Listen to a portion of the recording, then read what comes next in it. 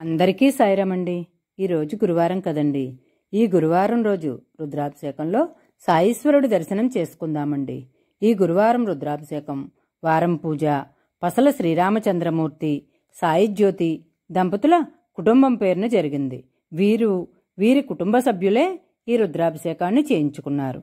ఇప్పుడు కొద్దిగా అభిషేకం చూసి, కొద్దిగా కుంకుమ పూజ కూడా చూసి హారతి తీసుకుందామండి. జై సాయిరామండి.